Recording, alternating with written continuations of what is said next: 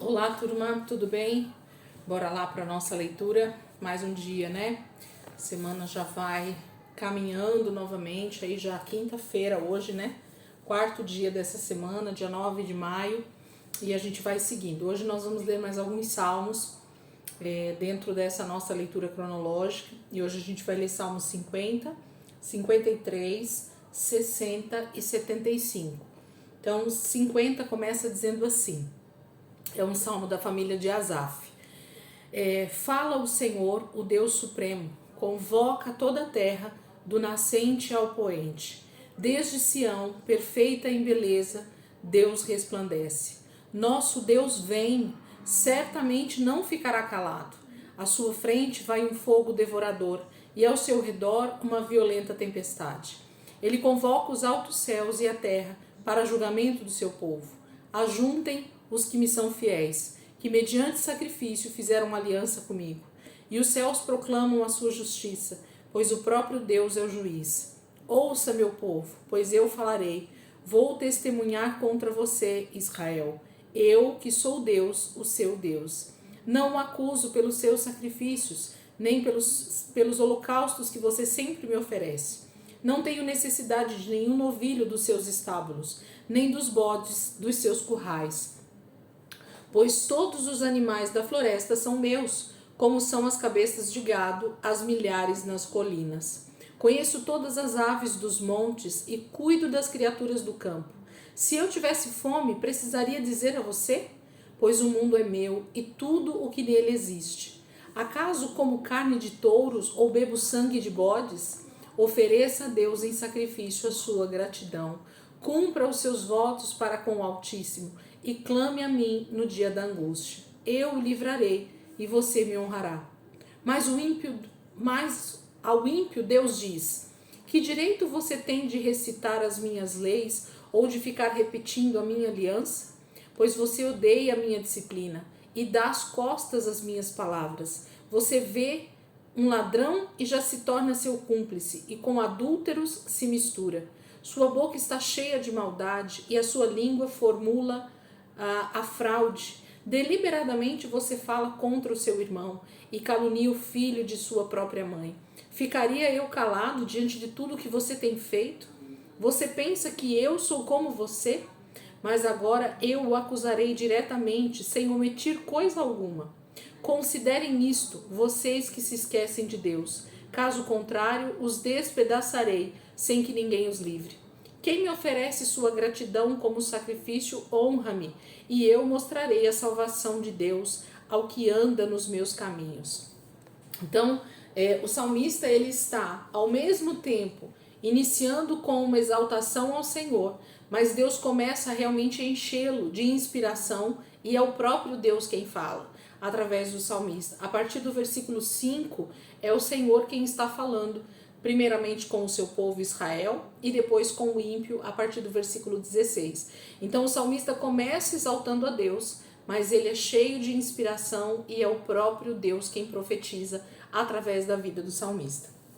Capítulo 53 diz assim: diz o tolo em seu coração: Deus não existe. Corromperam-se e cometeram injustiça detestáveis, não há ninguém que faça o bem.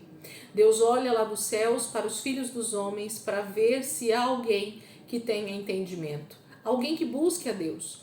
Todos se desviaram, igualmente se corromperam. Não há ninguém que faça o bem, nenhum sequer.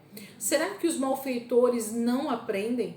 Eles devoram o meu povo como quem come pão e não clamam a Deus. Olhem, estão tomados de pavor quando não existe motivo algum para temer, pois foi Deus quem espalhou os ossos dos que atacaram você. Você os humilhou porque Deus os rejeitou. Ah, se de Sião viesse a salvação para Israel, quando Deus restaurar o seu povo, Jacó exultará, Israel se regozijará.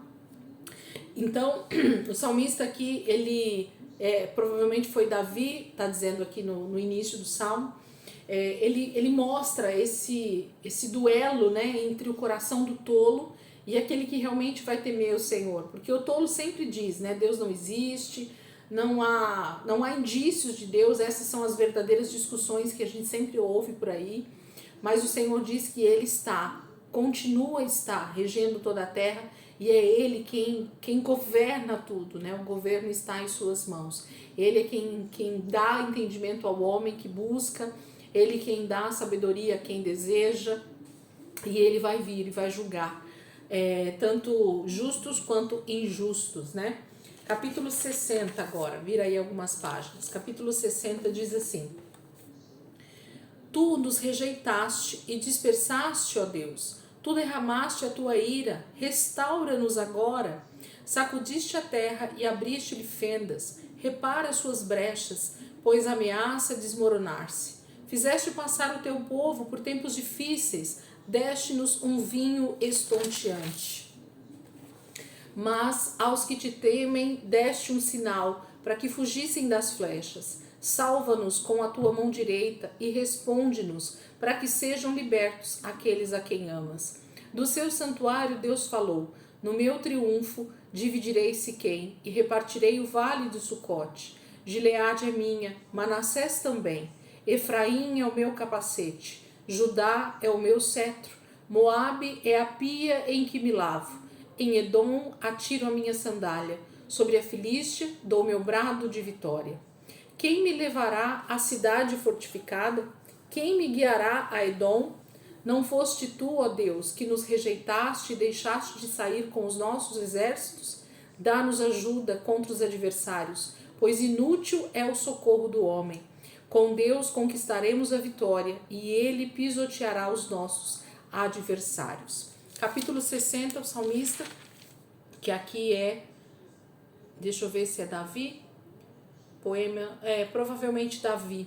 Ele fala que é quando ele combateu Aram-Naarim e Aram-Zobá, e quando Joabe voltou e feriu 12.000 edomitas no Vale do Sal. Então tem a ver com a nossa leitura de ontem ou de segunda-feira, né? A gente falou um pouquinho sobre essa vitória dos homens de Davi sobre os edomitas no Vale do Sal. Então ele está falando que foi o próprio Senhor quem dispersou o seu povo, mas é Ele quem vai trazer a vitória, né? Porque é Ele quem faz justiça através do seu povo, é Ele quem pisoteia, né, os seus inimigos. Vem do Senhor toda a vitória, e quando nós cremos dessa forma, então nós conseguimos enxergar, inclusive, a mão do Senhor trazendo vitória para o seu povo. Salmo 75. Salmo de número 75. Vira algumas páginas aí. Vamos lá. Salmo 75 diz assim. É um salmo de Asaf, da família de Asaf. Damos-te graças, ó Deus. Damos-te graças, pois perto está o teu nome. Todos falam dos teus feitos maravilhosos. E tu dizes: eu determino o tempo em que julgarei com justiça. Quando treme a terra com todos os seus habitantes, sou eu quem mantenho firmes as suas colunas.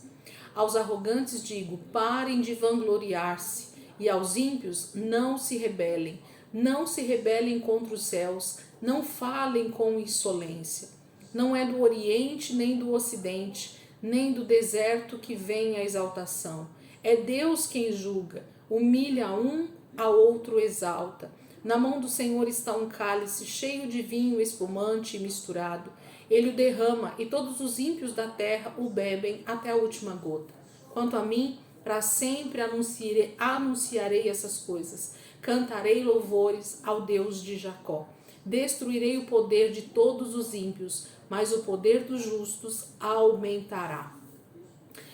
O salmista está engrandecendo ao Senhor, e o Senhor está então profetizando que ele tem um tempo certo para julgar com justiça. Ele vai dar cabo a todos os arrogantes que se vangloriam, aos ímpios que se rebelam, né? As pessoas que dizem insolências, né? Palavras insolentes. Então o Senhor vai se levantar, porque o último versículo diz: destruirei o poder de todos os ímpios, mas o poder dos justos aumentará. O Senhor trará o seu reino sobre toda a terra. Quem tem estudado um pouco de escatologia, principalmente comigo, né, no sentido de que a gente tem um estudo aí completo sobre escatologia, a gente sabe que Jesus vai voltar, estabelecer o seu trono sobre Sião, vai reinar durante 1000 anos, e os seus inimigos serão destruídos na sua volta, e os justos, os salvos, estarão reinando com o Senhor durante 1000 anos. Então, quando a gente lê os Salmos, e essa é a visão que eu tenho hoje do livro de Salmos, eu consigo visualizar com mais clareza, conforme a gente vai lendo ano após ano, né, a gente vai meditando, você vai vendo que os salmistas, eles tinham uma inspiração muito própria de alguém que está realmente profetizando coisas, não só para aquele momento, mas muito mais para coisas futuras. Jesus é mostrado o tempo inteiro aqui no livro de Salmos, né? É mostrado o seu nascimento, é mostrado o seu sofrimento na cruz, é mostrado a sua humilhação, é mostrado a perseguição que ele teve dos seus irmãos judeus, é mostrado a forma como Deus o exalta, é mostrado como Deus rege toda a terra, mesmo diante dessas tragédias, né, que a gente às vezes vê, porque o Senhor vai voltar, Ele vai reinar sobre toda a terra, e nós, os justos, aqueles que decidirem ouvir a palavra do Senhor, obedecer a Ele, vão reinar juntamente com Ele. Então, quando a gente lê Salmos com essa visão, você consegue entender que as profecias já se cumpriram em parte naquele tempo, porque Israel realmente foi julgado, os ímpios foram julgados, os inimigos de Deus foram vencidos por Davi, mas Deus está falando também profeticamente sobre o tempo do fim. E então essas profecias a gente chama que elas têm 2 tempos, né, de cumprimentos, elas já se cumpriram e ainda vão se cumprir. Isso na teologia faz muito sentido, né, porque muita coisa realmente já se cumpriu, mas parcialmente, e vai se cumprir totalmente no tempo do fim. Amém, queridos? Que o Senhor possa nos fazer meditar nessa palavra, nesses textos, que a gente possa realmente receber do Senhor uma porção dentro desses textos, e que a gente possa então perseverar, buscando no Senhor, através desse nosso tempo de devocional, de leitura, para que o Senhor continue falando conosco. Amanhã, sexta-feira, a gente volta lá para o livro de Crônicas, e a gente vai ler mais uns Salmos. Sábado temos Salmos também, e domingo voltamos para Samuel e para Crônicas. Amém? Deus abençoe, ótimo dia para vocês, e amanhã, se Deus quiser, a gente está aqui de volta em nome de Jesus. Deus abençoe.